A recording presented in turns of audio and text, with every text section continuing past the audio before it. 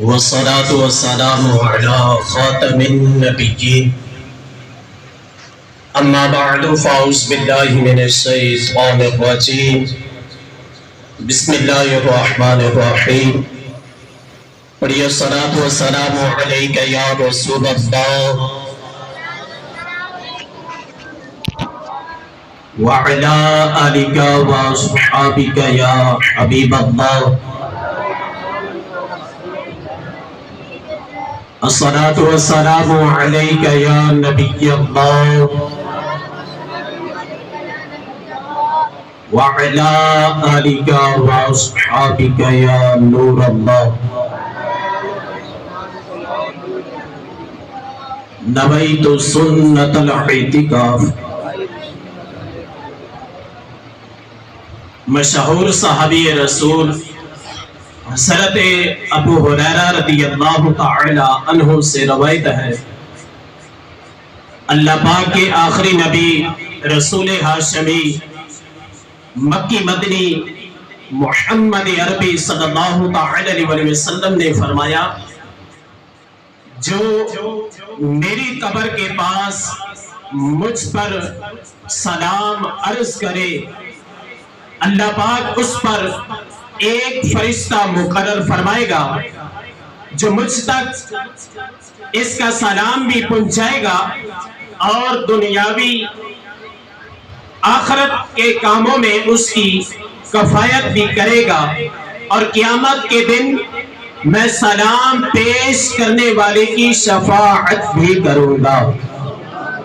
اے عاشقان رسول، بہت ہی عظیم سعادت ہے کہ بندے کو مدینہ منورہ کی حاضری کا موقع نصیب ہو، جس پیارے آقا مدینے والے مصطفیٰ صلی اللہ علیہ وسلم کا ہم کلمہ پڑھتے ہیں، جن کی محبت دلوں میں سجائے رکھتے ہیں، جن کی شفاعت کی امید باندھے ہوئے ہیں، ان کریم آقا صلی اللہ علیہ وسلم کے روزے پر نور کی زیارت کے شرف نصیب ہو، سنہری جالیہ ہو، ہاتھ باندھ کر سر جھکا کر دل میں یاد مصطفیٰ سجا کر آنسو بہاتے ہوئے تڑپ تڑپ کر اپنے آقا و مولا صلی اللہ علیہ وسلم کے پاک دربار میں سلام عقیدت پیش کر رہے ہو، یقین کیجئے یہ سعادت مل جانا ہی بہت بڑا انعام ہے۔ یہ سعادت مل جانا یہ بہت بڑا انعام ہے۔ جس خوش نصیب کو زندگی میں ایک بار بھی یہ موقع نصیب ہو جائے، یقیناً وہ مقدر کا سکندر ہے۔ لیکن قربان جائیے، کریم کا کرم رکتا نہیں ہے۔ جو کرم والے ہوتے ہیں ان کا کرم محدود نہیں ہوتا۔ ایک تو یہی سعادت بہت بڑی ہے کہ بندے کو وہاں حاضری کا موقع نصیب ہو جائے، سلام عرض کرنے کی سعادت مل جائے۔ اس کے ساتھ ساتھ سعادت پانے والے پر مزید کرم سے بھی ہوتا ہے کہ ہمارے آقا مولا صلی اللہ علیہ وسلم کے صدقے میں اللہ پاک اس بندے کے ساتھ ایک فرشتہ مقرر فرما دیتا ہے جو سرور دو عالم نور مجسم صاحب آدم رسول محتشم صلی اللہ علیہ وسلم کی خدمت میں اس کا سلام بھی عرض کرتا ہے، اور سلام عرض کرنے والے کے دنیاوی اور اخروی کاموں میں کفایت بھی کرتا ہے۔ یہاں تک بس نہیں، اس پر مزید کرم بالائے کرم یہ ہوتا ہے کہ سرکار دو عالم نور مجسم صاحب آدم رسول محتشم صلی اللہ علیہ وسلم کل بروز قیامت اس سلام عرض کرنے والے کو شفاعت سے بھی نوازیں گے۔ عجب کرم شاہ والا تبار کرتے ہیں کہ نا امیدوں کو امیدوار کرتے ہیں۔ مجھے فسردگی بخت کا علم کیا ہو، وہ ایک دم میں خزاں کو بہار کرتے ہیں۔ جو خوش نصیب یہاں خاک کے در پہ بیٹھتے ہیں، جلوس مسند شاہی سے آر کرتے ہیں۔ اس شعر کی تھوڑی سی وضاحت سماعت کیجئے۔ ہمارے پیارے آقا مدینے والے مصطفیٰ صلی اللہ علیہ وسلم کی کرم نوازیاں بھی کمال ہے کہ نا امیدوں کو امید عطا فرماتے ہیں۔ مجھے بدقسمتی کا غم کی ہوں، آپ صلی اللہ علیہ وسلم ایک دم میں خزاں کو بہار، یعنی بری قسمت کو جن کو خاک مدینہ پر بیٹھنا نصیب ہو جائے وہ بادشاہوں کے تخت کو خاطر میں نہیں لاتے۔ صلو علی الحبیب صلی اللہ علی محمد صلی اللہ علیہ وسلم۔ حدیث پاک میں ہے افضل العمل النیت الصادقہ، سچی نیت افضل ترین عمل ہے۔ اے عاشقان رسول، ہر کام سے پہلے اچھی نیتیں کرنے کی عادت بنائیے کہ اچھی نیت بندے کو جنت میں داخل کروا دیتی ہے۔ یہاں سننے سے پہلے بھی اچھی نیتیں کر لیجئے، مثلا نیت کیجئے علم دین سیکھنے کے لیے پورا بیان سنوں گا، ادب بیٹھوں گا، اپنی اصلاح کے لیے بیان سنوں گا، جو سنوں گا دوسروں تک پہنچانے کی کوشش کروں گا۔ صلو علی الحبیب صلی اللہ تعالی علی محمد صلی اللہ علیہ وآلہ وسلم۔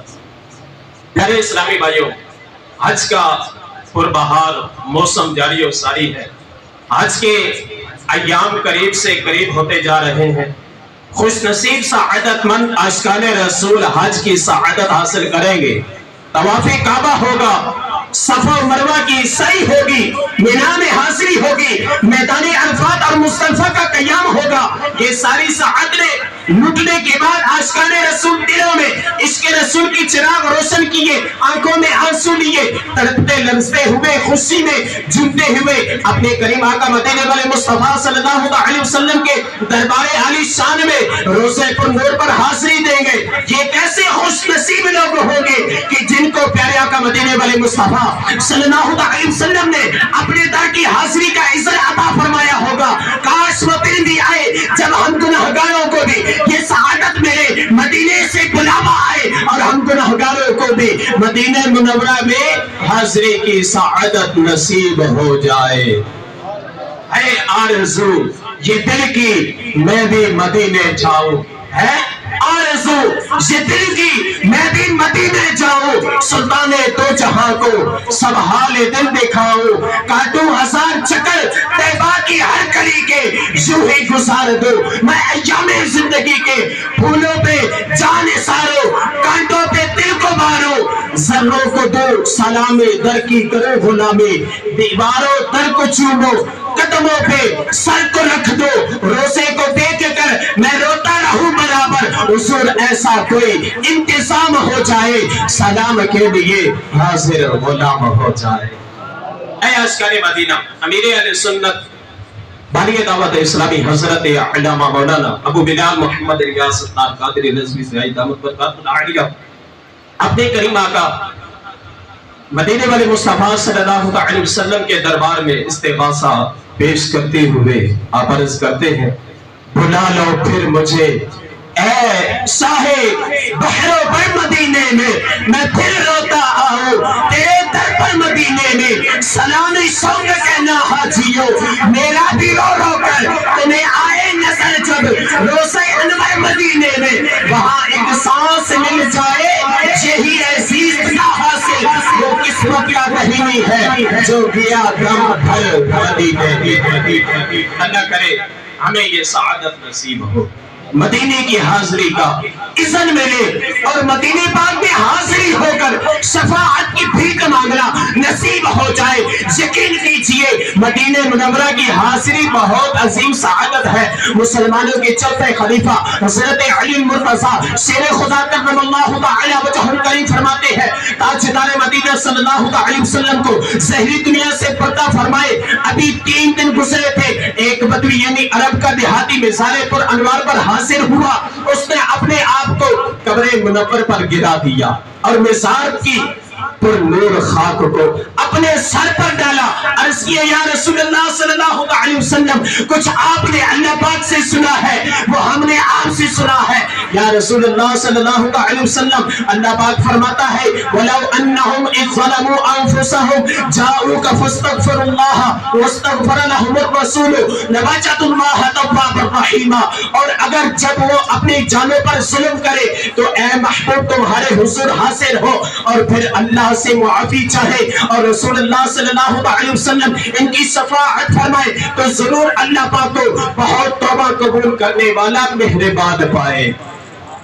اس اعرابی نے عرض کی یا رسول اللہ صلی اللہ علیہ وسلم میں نے اپنے اوپر ظلم کیا ہے، یعنی مجھ سے گناہ ہو گیا ہے اور آپ کی بارگاہ بے کسمنا میں حاصل ہوا ہو تاکہ آپ صلی اللہ علیہ وسلم میرے لیے استغفار یعنی دعائے مغفرت فرمائے۔ سبحان اللہ، کریم آقا مدینے والے مصطفیٰ صلی اللہ علیہ وسلم کے کرم کے قربان چاہیے۔ ادھر عرابی نے عرض کیا تھا، ادھر سے قبر پر نور سے آواز آئی قد غفر لکا، تیرے گناہ بخش دیے گئے ہیں۔ مجرم بلائے آئے ہیں جاؤ کا ہے کبا، پھر رد ہو کب یہ شان کریموں کی ترکی ہے۔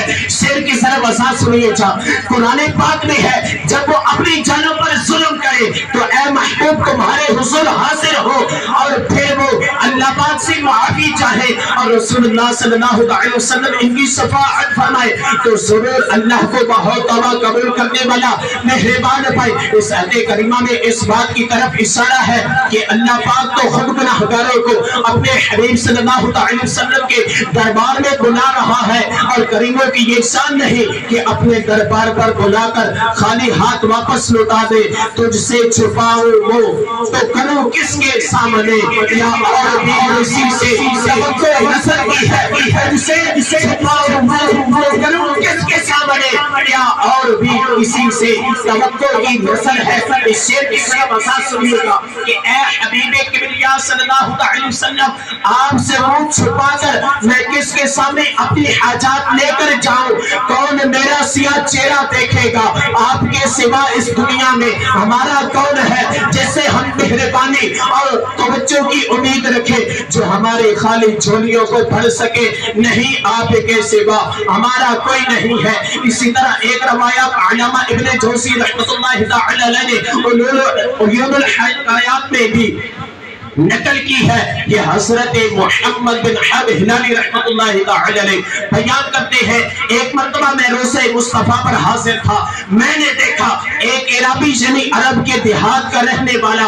حاضر دربار ہوا اور مصطفیٰ کریم علیہ السلام کی بارگاہ بے کسبانہ میں عرض کیا یا رسول اللہ صلی اللہ علیہ وسلم اللہ پاک نے آپ پر جو سچی کتاب نازل فرمائی اس میں اللہ پاک فرماتا ہے وَلَوْ أَنَّهُمْ إِذْ ظَلَمُوا أَنفُسَهُمْ جاؤك فاستغفر الله واستغفر لهم الرسول لوجدوا الله توابا رحيما، اور اگر جب وہ اپنی جانوں پر ظلم کرے تو اے محبوب تمہارے حضور حاضر ہو اور پھر اللہ سے معافی چاہے اور رسول اللہ صلی اللہ علیہ وسلم ان کی شفاعت فرمائے تو ضرور اللہ کریم کو بہت توبہ قبول کرنے والا مہربان پائے۔ اس رابی نے یہ آیات پڑھنے کے بعد عرض کیا اے میرے آقا و مولا صلی اللہ علیہ وسلم میں اپنے گناہوں کی معافی کے لیے آپ کے دربارے گوہر بار میں حاضر ہوا۔ آپ صلی اللہ علیہ وسلم کو اللہ پاک کی بارگاہ میں اپنا شفیع یعنی شفاعت کرنے والا بناتا ہوں۔ یہ کہہ کر وہ پھر عاشق رسول اعرابی رونے لگا اور اس کی زبان پر یہ اشعار جاری ہو گئے جس کا معنی یہ ہے کہ اے وہ بہترین ذات جن کا مبارک وجود اس زمین میں دفن کیا گیا تو اس کی عمدگی اور پاکیزی سے میدان اور ٹیلے معطر ہو گئے، میری جان فدا ہو اس قبر انور پر جس میں آپ صلی اللہ علیہ وسلم آرام فرما ہے، جس میں پاک دامنی سخاوت اور عفو کرم کا پیشے بہا خزانہ ہے۔ وہ عاشق رسول کافی دیر تک روتے ہوئے ان اشعار کی تکرار کرتا رہا، پھر اپنے گناہوں کی معافی مانگتا ہوا اس کے بعد آنکھوں سے رخصت ہو گیا۔ حضرت محمد بن حب ہلالی رحمۃ اللہ تعالی علیہ فرماتے ہیں جب میں سویا تو خواب میں سرکار دو عالم نور مجسم شاہ بنی آدم رسول محتشم صلی اللہ علیہ وسلم کی زیارت سے شرف یاب ہوا۔ آپ صلی اللہ علیہ وسلم نے مجھ سے فرمایا یعنی اس اعرابی سے ملو اور اسے خوشخبری سنا دو کہ اللہ پاک نے میری شفاعت کی برکت سے تیری مغفرت فرما دی ہے۔ سرگزشتے غم کہو کس سے تیرے ہوتے ہوئے، کس کے در پر جاؤ تیرا آستانہ چھوڑ کر بخشوانا مجھ سے عاصی کا روا ہوگا کسے، کس کے دامن میں چھپو دامن تمہارا چھوڑ کر۔ سبحان اللہ۔ اے عاشقان رسول، ان دونوں واقعات پر ذرا غور تو کیجئے، ان سے واضح پتہ چلتا ہے کہ میرے آقا مولا صلی اللہ علیہ وسلم اپنی امت سے کتنی محبت فرماتے ہیں، کتنی محبت فرماتے ہیں، کتنے رحیم ہیں، کتنے قریب ہے۔ ذرا سوچئے تو صحیح، جب ہمارے آقا مولا صلی اللہ علیہ وسلم دنیا میں تشریف لائے تب بھی ربی حبلی امتی آپ کی زبان پر تھا، جب تک دنیا میں تشریف فرما رہے امت کے غم میں غمگین رہا کرتے تھے، جب ظاہری دنیا سے پردہ فرمایا تب بھی ربی حبلی امتی آپ کی زبان پر تھا، اور اب جبکہ مزار مبارک میں تشریف فرما ہے الحمدللہ اب بھی حیات ہے، کرم بھی فرماتے ہیں، گناہگاروں کی بخشش بھی کرواتے ہیں، شفاعت بھی فرماتے ہیں، امت کے حالات سے آگاہ بھی ہیں اور بگڑیاں بھی بناتے ہیں۔ جن کا نہ تھا بھاؤ کوئی دنیا میں پوچھتا ہو، سینے سے ان کو آقا اپنے لگا رہے ہیں، امت کے حال سے ہے آقا، ہر گھڑی آپ خوابوں میں آ رہے ہیں، بگڑی بنا رہے ہیں۔ امام اہل سنت پروانہ شمع رسالت کشتہ عشق مصطفیٰ، آپ نے بھی پھر کیا کمال کیا۔ آپ لکھتے ہیں دنیا میں مزار حشر جہاں ہے غفور ہے، ہر منزل اپنے چاند کی منزل غفر کی ہے۔ آسمان کے چاند کی مختلف منزلیں ہیں، ان میں سے ایک منزل کا نام غفر ہے۔ جب چاند منزل غفر میں ہوتا ہے اس وقت کو بہت مبارک سمجھا جاتا ہے۔ پھر اعلیٰ حضرت اسی جانب اشارہ کرتے ہوئے فرما رہے ہیں کہ یہ چاند جو آسمان پر نکلتا ہے یہ تو کبھی کبھی منزل میں ہوتا ہے، لیکن ماہ طیبہ سلطان انبیاء کی بات ہی الگ ہے، یہ وہ مبارک چاند ہے جو ہر وقت ہی منزل میں ہوتے ہیں، ان کی ہر منزل غفر ہے، دنیا میں ہو تب بھی غفور یعنی بخشوانے والے ہیں، مزار میں تشریف فرما ہو تب بھی غفور ہے، اور آخرت میں جب میدان معاشر میں تشریف لائیں گے تب بھی بخشوائیں گے، اور اللہ پاک کی عطا سے شفاعت فرما کر اپنے غلاموں کو جنت میں پہنچائیں گے۔ صلو علی الحبیب صلی اللہ علی محمد صلی اللہ علیہ وسلم۔ پیارے اسلامی بھائیو، کاش 100 کروڑ کاش ہمیں بھی موقع نصیب ہو، ہم بھی مدینہ منورہ حاضر ہو، گنبد خضرا کے سائے میں سنہری جھالیوں کے سامنے سر جھکا کر ہاتھ باندھ کر دربار رسالت میں شفاعت کی بھیک مانگے۔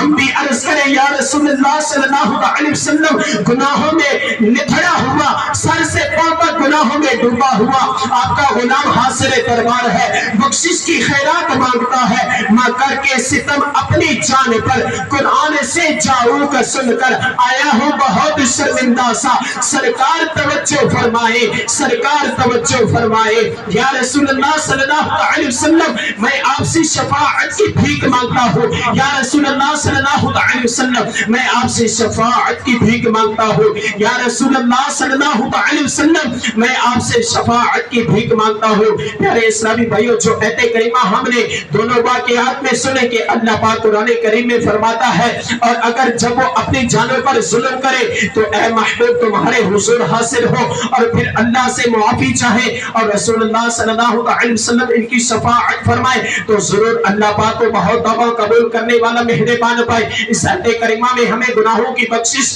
اور مغفرت کا ایک طریقہ بتایا گیا ہے کہ جب بندہ گناہ کر بیٹھے تو اسے چاہیے کہ دربار رسالت میں حاضر ہو جائے، بارگاہ مصطفیٰ حاصل ہو کر توبہ بھی کرے، اللہ پاک سے مغفرت کا سوال کرے، اور اس کے ساتھ ساتھ رسول اکرم نور مجسم صاحب علیہ رسول محتشم صلی اللہ علیہ وسلم بھی اس گناہگار کے لیے دعائیں مغفرت فرمائے، تو ضرور اللہ پاک کو توبہ قبول کرنے والا، بخشنے والا پائیں گے۔ اس سے پتہ چلا مدینہ منورہ میں روضہ مصطفیٰ کے سامنے حاصل ہو جانے سے مغفرت کی بھیک ملتی ہے۔ ایک آیات میں اللہ پاک فرماتا ہے وَسَارِعُوا إِلَى مَغْفِرَةٍ مِّن رَّبِّكُمْ وَجَنَّةٍ، اور اپنے رب کی بخشش اور اس جنت کی طرف دوڑو۔ اعلیٰ حضرت کے والد محترم مولانا نقی علی خان رحمۃ اللہ تعالی علیہ نے اس جگہ بہت ایمان افروز مطلب کھول دیا ہے۔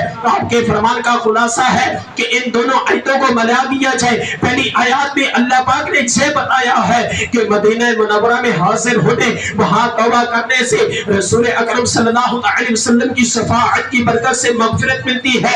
دوسری آیات میں رب کریم فرماتا ہے رب کی مغفرت کی طرف جلدی جلدی دوڑ کر پہنچو۔ ان دونوں آیتوں کو ملانے کا نتیجہ یہ نکلے گا کہ قرآن کریم ہمیں یہ تعلیم دے رہا ہے اے گناہگار بندو، اے محبوب کے امتیوں، اے عاشقان رسول جو اپنی جانوں پر ظلم کر بیٹھے ہو، بالکل دیر مت لگاؤ، نہایت جلدی سے اپنے کریم آقا صلی اللہ علیہ وسلم کے قدموں میں پہنچ جاؤ کہ وہاں تمہیں مغفرت کی خیرات ملے گی۔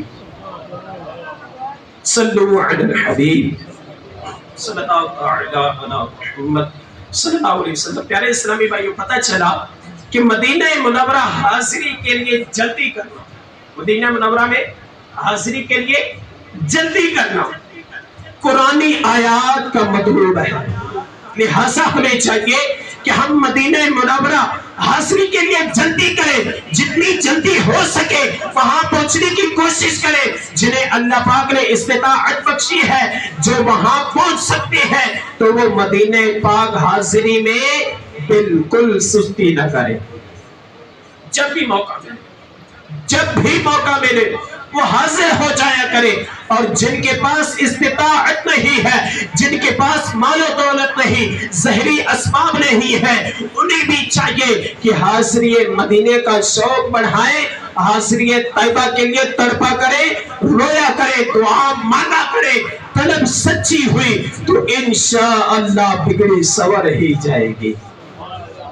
آہ پلے سر نہیں رختے سفر سرور نہیں، تم بلا لو، تم بلانے پر ہو قادر یا نبی، کس طرح تسکین دوں گا میں دل غمگین کو، رہ گیا در حاضری سے میں جو قاصر یا نبی، آپ ہی اسباب آقا پھر مہیا کیجئے، پھر دکھا دیجئے مدینے کے مناظر یا نبی۔ فرمانے اعلیٰ حضرت رحمت اللہ تعالی علیہ کا خلاصہ کچھ اس طرح ہے کہ سرکار دو عالم صلی اللہ علیہ وسلم کے روضہ پر نور پر حاضری اور وہاں کی خاک کو بوسہ دینے کی سعادت جب مستحبات سے عظیم اور اہم بلکہ قریب واجب ہے۔ جذب القلوب میں شیخ محقق علامہ عبدالحق محدث دہلوی رحمۃ اللہ تعالی علیہ اب نقل کرتے ہیں جب کوئی مسلمان زیارت کی نیت سے مدینہ منورہ آتا ہے تو فرشتے رحمت کے تحفوں سے اس کا استقبال کرتے ہیں۔ اللہ اکبر! کہ جب کوئی مسلمان زیارت کی نیت سے مدینہ منورہ آتا ہے تو فرشتے کیا کرتے ہیں؟ فرشتے اس کے لیے رحمت کے تحفوں سے اس کا استقبال کرتے ہیں۔ لاکھوں قدسی ہیں کام خدمت پر، لاکھوں گردے اظہار پھرتے ہیں، جنہیں نبی پاک صلی اللہ علیہ وسلم کی خدمت کے لیے لاکھوں فرشتے حاضر رہتے ہیں، اور لاکھوں فرشتے آپ صلی اللہ علیہ وسلم کے روضہ پر نور کے گرد چکر لگاتے رہتے ہیں۔ سنن داری بھی روایات ہے، اللہ پاک کے رسول مقبول صلی اللہ علیہ وسلم نے فرمایا من زار قبری وجبت لہو شفاعتی، جس نے میری قبر کی زیارت کی اس کے لیے میری شفاعت واجب۔ جس نے میری قبر کی زیارت کی اس کے لیے میری شفاعت واجب ہو گئی. طیبہ میں مر کے ٹھنڈے چلی جاؤں آنکھیں بند سیدھی سڑک، یہ شیر شفاعت نگر کی ہے. اے ظاہرین مدینہ اسی چوکھٹ پر عمر گزار دو. اگر قسمت میں یہی موت نصیب ہو گئی تو خوشخبری ہے کہ طیبہ میں مرنا سیدھا جنت کا راستہ ہے. طیبہ میں مرنا کیا ہے؟ سیدھا جنت کا راستہ ہے. پیارے اسلامی بھائیو، اعلیٰ حضرت کے والد واجب مولانا نقی علی خان رحمۃ اللہ تعالی علیہ نے اس حدیث پاک کے تحت 2 ایمان افروز مدری پھول ذکر فرمایا. آئیے ان کا خلاصہ سنتے ہیں. نمبر 1، یہاں ایک سوال ذہن میں اٹھتا ہے، وہ یہ کہ ہمارے آقا مولا صلی اللہ علیہ وسلم نے فرمایا شفاعتی لأہل الکبائر من امتی، یعنی میری شفاعت میری امت میں سے کبیرہ گناہ کرنے والوں کے لیے ہے. ایک اور روایات یہ بھی ہے کہ جب تک میں اپنے ہر امتی کو جہنم سے نکال کر جنت میں داخل نہ کر لوں اس وقت تک میں راضی نہ ہوں گا. اللہ اکبر. ان حدیث پاک سے پتہ چلتا ہے کہ ہر گنہگار مسلمان کے لیے شفاعت ہے. جب ہر گنہگار کے لیے شفاعت ہے، چاہے اس نے مدینہ منورہ میں حاضری دی ہو یا نہ دی ہو، تو روزے پرنور کی زیارت کرنے والے کے لیے کیا خصوصیت ہوئی؟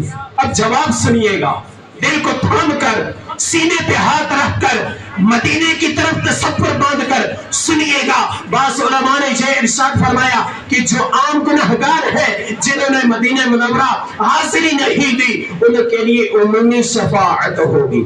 ان کے لیے کون سی ہوگی؟ عمومی شفاعت ہوگی.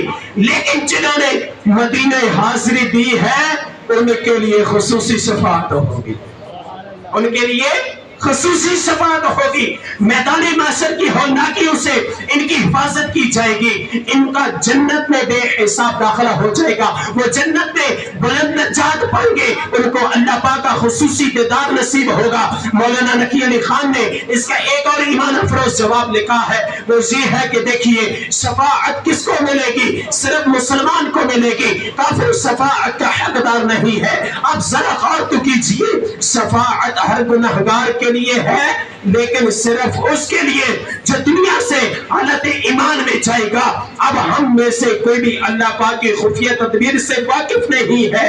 اللہ پاک ہمارا ایمان سلامت رکھے. جو گناہگار ہیں ممکن ہے کہ وہ اپنے گناہوں کے سبب ایمان ہی سے محروم ہو جائے، دنیا سے رخصت ہوتے وقت اس کا ایمان چھن جائے. اگر ایسا ہوا تو ظاہر ہے اس کو شفاعت نصیب نہیں ہوگی. وہ ساری زندگی شفاعت پر امید رکھے رہا، لیکن اب حالت ایمان میں سے دنیا پر حالت ایمان میں دنیا سے نہیں گیا تو اب وہ شفاعت سے محروم ہو جائے گا. لیکن کریم آقا مدینے والے مصطفیٰ صلی اللہ علیہ وسلم مدینہ منورہ حاضر ہو کر روزے پر نور کی زیارت کرنے والے کے لیے بشارت دیتے ہیں واجبت لہو شفاعتی، اس کے لیے میری شفاعت واجب ہو گئی. جو مدینہ منورہ کی زیارت کرے گا اس کے لیے کیا ہوا؟ کریم آقا نے فرمایا اس کے لیے میری شفاعت واجب ہے. اب اگر کوئی گنہگار مسلمان ہے اس کی بھی شفاعت کی جائے گی، لیکن اگر اس کا ایمان سلامت ہے، اس کا ایمان نہیں ضائع ہوا، اس کی بھی شفاعت کی جائے گی. لیکن خوش نصیب ہے وہ شخص جو مدینہ منورہ کی زیارت کرتا ہے. حدیث پاک سے پتہ چلا واجبت لہو شفاعتی، جس نے کریم آقا کے روزے پر نور کی زیارت کی اس کے لیے خصوصی شفاعت ہے. واجب ہونے کا معنی ہے ضرور مل کر رہے گی. واجب کا یہ معنی ہے کہ وہ شفاعت ضرور مل کر رہے گی. مولانا نقی علی خان رحمۃ اللہ تعالی علیہ فرماتے ہیں اب حدیث پاک کا یہ مطلب بنے گا کہ جس نے حالت ایمان میں روزے پر نور کی زیارت کر لی، اللہ کریم کے محبوب تنائے غیوب صلی اللہ علیہ وسلم کی ایمان کی حفاظت بھی فرمائیں گے اور اس کو شفاعت ضرور مل کر رہے گی. معاشر میں حساب میں دے ہی نہ سکوں گا، رحمت نہ ہوئی ہوگا جہنم میں ٹھکانا. فرمائیں گے جس وقت غلاموں کی شفاعت میں بھی ہوں غلام آپ کا مجھ کو نہ بھلانا. فرما کے شفاعت میری اے شافع معاشر دوزخ سے بچا کر مجھے جنت میں بسانا. دوسرا مدنی پھول سنیے. اس حدیث پاک میں ایک اور ایمان افروز مدنی پھول ہے، اسے کہ میدان معاشر میں شفاعت بہت سارے لوگ کریں گے. میدان معاشر میں شفاعت بہت سارے لوگ کریں گے. شفاعت کبریٰ ہمارے آقا مولا صلی اللہ علیہ وسلم کا خاصہ ہے، جنہیں ابتدا شفاعت کا دروازہ جو ہے وہ کریم آقا صلی اللہ علیہ وسلم ہی کھولیں گے. اس کے بعد دیگر انبیاء کرام بھی شفاعت کریں گے، فرشتے بھی شفاعت کریں گے، علماء بھی شفاعت کریں گے، شہداء بھی شفاعت کریں گے، حاجی بھی شفاعت کریں گے، باعمل حافظ قرآن بھی شفاعت کریں گے. باعمل حافظ قرآن بھی شفاعت کریں گے. لیکن مدینہ منورہ حاضری دینے والے کی شان ہی نرالی ہے کہ ہمارے پیارے آقا مدینے والے مصطفیٰ صلی اللہ علیہ وسلم نے فرمایا من زہر قبری وجبت لہو شفاعتی، یعنی جو میری قبر کی زیارت کرے اس کے لیے میری شفاعت واجب ہو گئی. یہاں لفظ شفاعتی ہے، شفاعتی ہے. اس کا مطلب یہ بنتا ہے کہ روزے پاک کی زیارت کرنے والے کی شفاعت علماء نہیں کریں گے. جو روزے کی مدینے والے مصطفیٰ صلی اللہ علیہ وسلم کے مبارک روزے کی زیارت کرے گا، علماء شفاعت نہیں کریں گے، فرشتے نہیں کریں گے، شہداء نہیں کریں گے، حاجی یا حافظ قرآن نہیں کریں گے، بلکہ اس کی شفاعت خود تاجدار انبیاء رسول خدا احمد مصطفیٰ صلی اللہ علیہ وسلم فرمائیں گے. خود اس حاجی کی، اس مدینے والے عاشق رسول کی جو مدینہ منورہ کی زیارت کرے گا، کریم آقا کے روزے رسول کی زیارت کرے گا، اس کی شفاعت علماء نہیں، فرشتے نہیں، حفاظ نہیں، بلکہ خود کریم آقا اس کی شفاعت کریں گے. یہ بھی بڑی سعادت ہے، بڑی سعادت ہے کہ ہمارے کریم آقا صلی اللہ علیہ وسلم خود شفاعت فرمائے، کیونکہ شفاعت مصطفیٰ کا انداز ہی نرالا ہوگا، اس کا لطف ہی نرالا ہوگا، اس کا ذوق ہی نرالا ہوگا. اعلیٰ حضرت رحمت اللہ تعالی علیہ فرماتے ہیں کاہی ذوق افزا شفاعت ہے تمہاری واہ واہ قرض لیتی ہے گناہ پرہیزگاری واہ واہ. اس کا مطلب یہ ہے کہ ہمارے کریم آقا صلی اللہ علیہ وسلم کل بروز قیامت میدان محشر میں جب لوگوں کی شفاعت فرما رہے ہوں گے تو آپ کی شفاعت فرمانے کا انداز، اس کا لطف اور اس کا ذوق ایسا نرالا ہوگا کہ وہ لوگ جو بخشے بخشوائے ہیں، جو بخشائے ہیں، جنہوں نے گناہ نہیں کیے ہوں گے، جو بغیر حساب کے جنت میں داخل کے حقدار ہوں گے، جو پرہیزگار ہوں گے، وہ اس ذوق افزا شفاعت کو دیکھ کر حسرت کریں گے کہ کاش ہمارے پلے میں بھی گناہ آ جائے اور ہمیں بھی شفاعت مصطفیٰ نصیب ہو جائے. بہرحال حدیث پاک سے معلوم ہوا جو بندہ روزے مصطفیٰ صلی اللہ علیہ وسلم کی زیارت کرنے کی سعادت حاصل کرتا ہے، اس کو کسی اور کی نہیں بلکہ خود کریم آقا کی شفاعت نصیب ہوگی. سبحان اللہ پاک نصیب فرمائے مجھے بھی آپ سب کو بھی. حضرت عبداللہ بن عمر رضی اللہ تعالی عنہ سے روایت ہے رسول رحمت شفیع امت صلی اللہ علیہ وسلم نے فرمایا من جاءنی ظاہرا، جو میری بارگاہ میں زیارت کے لیے حاضر ہوا اس کے علاوہ اسے کوئی حاجت نہ ہو. بڑی پیاری روایات، اللہ اکبر. اس کے علاوہ اسے کوئی حاجت نہ ہو، یعنی نہ تجارت کے لیے آیا نہ کسی اور مقصد کے لیے آیا، صرف اور صرف میری زیارت کے لیے مدینہ منورہ پہنچا، مجھ پر حق ہے کہ میں کل بروز قیامت اس کی شفاعت کروں.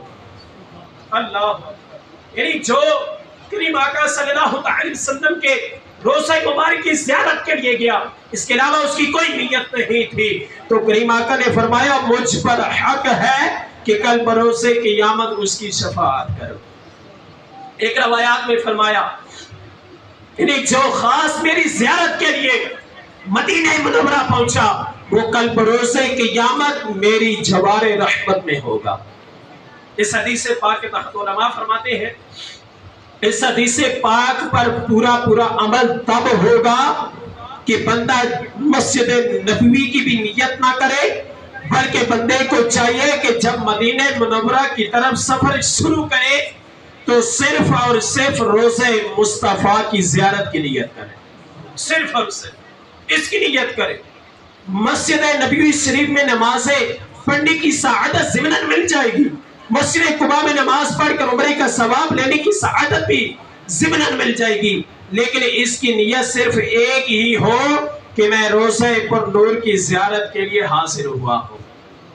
کعبے کا نام تک نہ لیا، طیبہ ہی کہا، پوچھا تھا ہم سے جس نے کہ نازت کدھر کی ہے، یعنی تمہاری کدھر کی جو ہے نیت ہے۔ اس حوالے سے ہم شعر نے خوب کہہ دیا کہ یعنی جب مجھ سے پوچھا گیا کہ کہاں کا ارادہ ہے تو میں نے یہ نہ کہا کہ میں حج کرنے جا رہا ہوں یا کعبے کی زیارت کے لیے جا رہا ہوں، بلکہ میرا ایک ہی جواب تھا یہ کہ سرکار دو عالم صلی اللہ علیہ وسلم کے پاکیزہ دربار پر نور شریف پر جا رہا ہوں۔ یہ اس کی جب نیت ہوگی تو اس کو یہ مقام ملے گا۔ بخاری شریف میں حدیث پاک میں ہے، حضرت ابو ہریرہ رضی اللہ تعالی عنہ سے روایت ہے، بے شک ایمان مدینے کی طرف سمٹ آتا ہے جیسے سانپ بل یعنی سوراخ کی طرف سمٹ جاتا ہے۔ یہ بڑی ایمان افروز حدیث پاک ہے۔ علماء کرام فرماتے ہیں بے شک ایمان مدینے کی طرف سمٹ آتا ہے جیسے سانپ بل یعنی سوراخ کی طرف سمٹ جاتا ہے۔ اس حدیث پاک کے ایمان افروز میں فرمایا علماء کرام نے اس کے مختلف معنی بیان کیے۔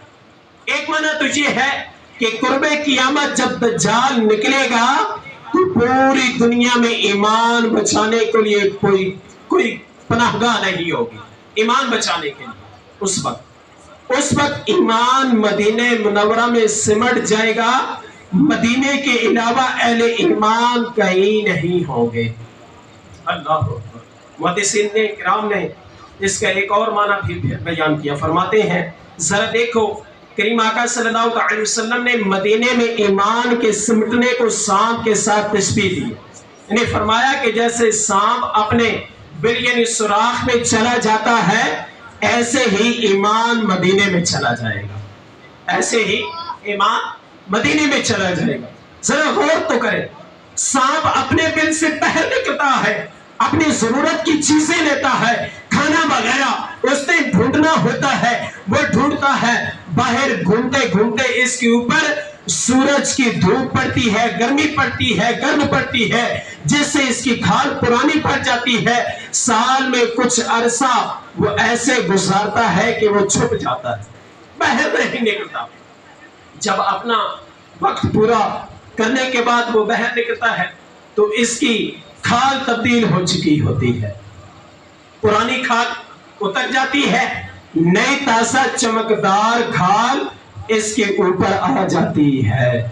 صلو علی الحبیب صلی اللہ تعالی علی محمد صلی اللہ علیہ وسلم۔ پیارے اسلامی بھائیو، مدینہ پاک کی بڑی سعادت ہے، بڑی شان ہے، بڑی عظمت ہے۔ ہمیں بھی چاہیے کہ ہم مزید اپنے اندر عشق مصطفیٰ صلی اللہ علیہ وسلم کو بیدار کریں، مدینہ پاک کی محبت اپنے دل کے اندر بسے۔ جب یہ محبت، یہ پیسہ، یہ جتنا کچھ ہے یہ نہیں، بلکہ جب مدینے سے بلاوا آئے گا تب ہی وہ شخص مدینے میں جا سکتا ہے۔ اب کروڑوں والے بھی یہاں ہیں، لیکن جب تک مدینے سے بلاوا نہیں آئے گا تب تک وہ مدینے میں جا نہیں سکتے، کیونکہ مدینے کی حاضری وہاں سے اوکے ہوتی ہے۔ تو پیارے اسلامی بھائیوں، اپنے اندر مدینے کی محبت مزید اجاگر کریں۔ جب مدینے کی محبت مزید اجاگر ہوگی تو انشاءاللہ بیڑا پار ہو جائے گا۔ اللہ تبارک و تعالی جس طریقے سے یہ سارا اجتماع ہے، اللہ کرے یہ سارا ہی قافلہ مدینے میں چلا جائے۔ پیارے اسلامی بھائیوں، بیان کو اختتام کی طرف لاتے ہوئے سنت کی فضیلت اور چند آداب زندگی بیان کرنے کی سعادت حاصل کرتا ہوں۔